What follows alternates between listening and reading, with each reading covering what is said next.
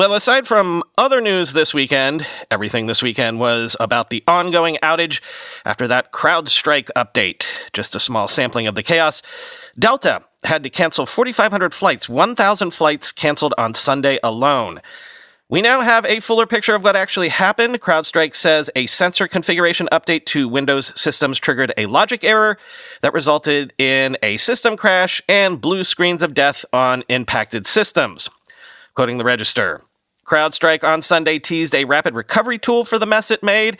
Together with customers, we tested a new technique to accelerate impacted system remediation.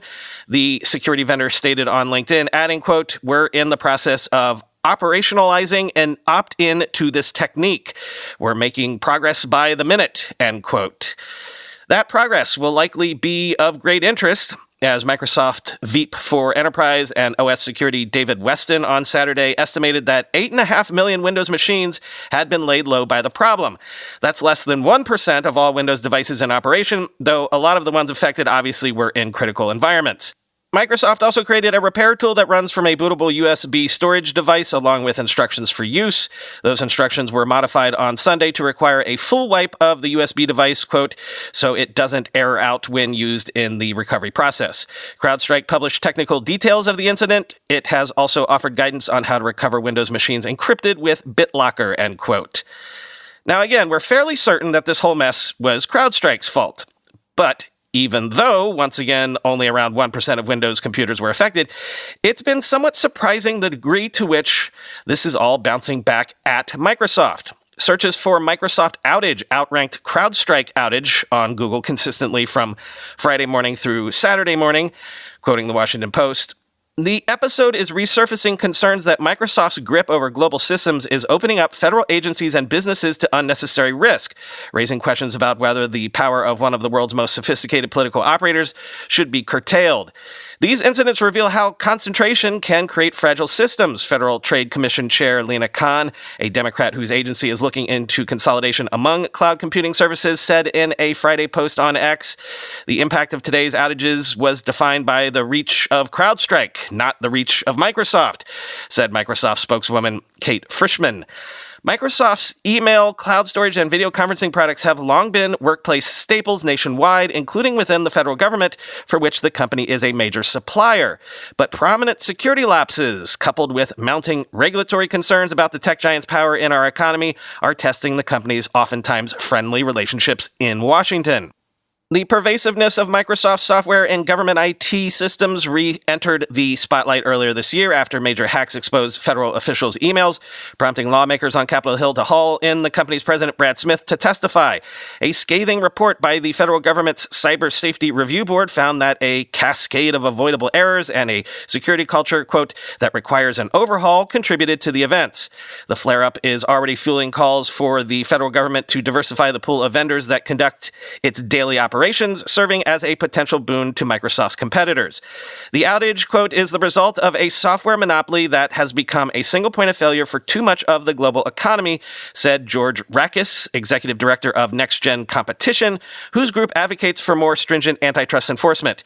He accused Microsoft of squelching competition by locking in customers and called for it to be, quote, broken up. Spence Purnell, director of technology policy at the Reason Foundation libertarian think tank, said that while government officials often ironically complain about tech monopolies, quote, they help prop up Microsoft's hold on government contracting through vendor lock-in, end quote. Then there's this wrinkle. Microsoft says it cannot wall off its OS due to a 2009 deal with the European Commission to give security software makers the same level of access to Windows that Microsoft gets. Quoting the Journal, security issues have long been Microsoft's Achilles heel, as computers and servers running its software have been the target of repeated hacks by criminal groups, as well as state-sponsored actors in Russia and China. Top company executives have been brought in front of Congress to explain why Windows is so vulnerable. Ironically, CrowdStrike CEO George Kurtz raised the issue publicly in January. What you're seeing here is systemic failures by Microsoft, putting not only their customers at risk, but the U.S. government at risk, he said on CNBC after Microsoft disclosed a Russian hack of systems used by its senior leadership. 2 months later, a report by the Department of Homeland Security's Cyber Safety Review Board found that, quote, Microsoft's security culture was inadequate and requires an overhaul, particularly in the light of the company's centrality in the technology ecosystem, end quote. Security professionals critical of the company's practices say as Microsoft pivoted to cloud computing, it has neglected the development of its more traditional products such as Windows and its email and corporate directory service products, all of which have been the targets of attacks. That neglect has made security software, like the kind provided by CrowdStrike, more necessary, the professional said. If they have a security-first culture, it would either be safer for products like these to exist, or these products wouldn't be needed at all, said Dustin Childs, a former Microsoft cybersecurity specialist, who is currently the head of threat awareness at cybersecurity firm Trend Micro, which competes with Windows Defender and CrowdStrike. CrowdStrike's bug was so devastating because its security software called Falcon runs at the most central level of Windows, the kernel, so when an update to Falcon caused it to crash, it also took out the brains of the operating system. That is when the blue screen of death appeared. In 2020, Apple told developers that its macOS operating system would no longer grant them kernel-level access. That change was a pain for Apple's partners, but it also meant that a blue screen-style problem couldn't happen on Macs, said Patrick Wardle, the chief executive of Mac security maker W. What it meant was a lot of third-party developers, ourselves included, had to rewrite our security software, he said. A Microsoft spokesman said it cannot legally wall off its operating system in the same way Apple does because of an understanding it reached with the European Commission following a complaint.